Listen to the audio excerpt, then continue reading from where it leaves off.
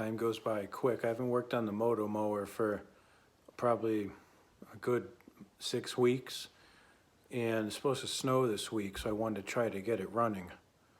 When I made the last video, I had squirted some ether in it and gave it a couple pulls and it popped off, but it wouldn't stay running. So let's check it out. A little more history here on the Motomower, and probably it was about 1994 or something. My next door neighbor had this snowblower sitting in a shed, and I was doing some work for him and I saw it in a shed and I asked him about it. I said, "What's that old snowblower back there?" So I've never seen you use a snowblower before. And he said, "Oh, that old thing? It's been sitting there for years. It doesn't work. Do you want it?" I said, "Sure, I'll take it." So I brought it home, and it was actually the first K-series Kohler I ever owned. And it turns out I just cleaned the points and it fired right up, but that was my first Motomower.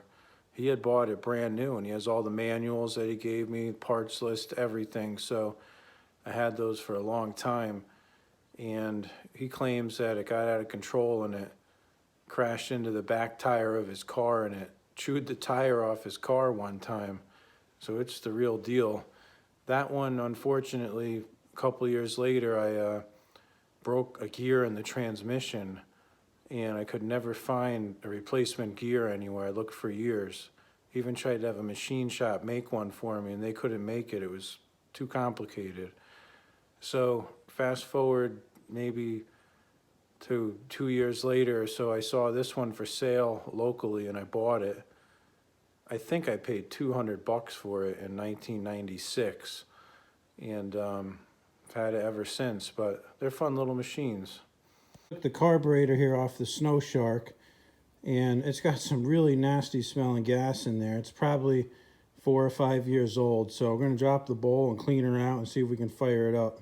So I took the bowl off, and much to my surprise, is empty, and there's like rust dust in there, and the needle must be stuck. Yeah, so if I blow into the carb, the needle, like no air will go through. So let me see if I can pull out the float pin out, and maybe we can just clean all this crap up and put it back together. The needle out, and it looks brand new. I had rebuilt this carburetor years ago, and it really doesn't have many miles on it since we rebuilt it. So I have a feeling that was my main issue, is that the needle was just stuck, and it was running on ether. I could give it a shot of ether and it would fire up. So I think for now I'm just going to clean up the bowl, clean up this float, and put it back together, and we'll call it a day. The fuel valve on the gas tank is totally clogged with rusty crap in there, so I'm going to blow it out with an air nozzle, and the fitting in the tank is clogged also, so I'm going to take something and jam it in there, like a piece of wire or a little nail or something, and see if I can get it out. What a joke. Alright, so I got fresh gas in the tank and everything drained out and carb cleaned. Let's see if she starts.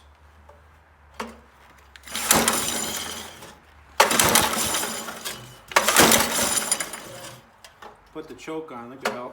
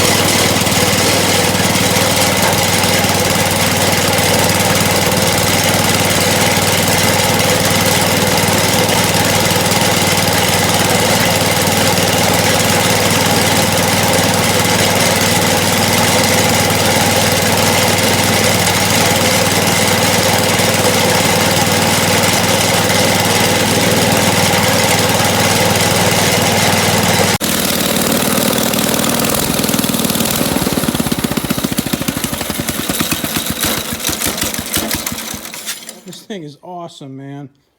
That is so cool. This thing hasn't run in years. But anyways, the way it works is that there's a centrifugal clutch down there on the engine, and like a mini bike has or whatever. It has that number 41 chain that drives everything. The transmission just has this up and down lever for forward and reverse, and there's high and low down there. And you got to shift the high and low while this is in neutral up here. That's one of the only rules. The throttle cable here, you pull it up and you like turn it and it tightens. You see it like screws into that thing right there. It has like this snow box around the carb, which is pretty neat. There's no air cleaner on these snow blowers. And something screwed up here with the, oh, I see, the gear is not into the teeth. I got to push that back a hair, snap that in. I can probably pull it back here. Let's see. Got it?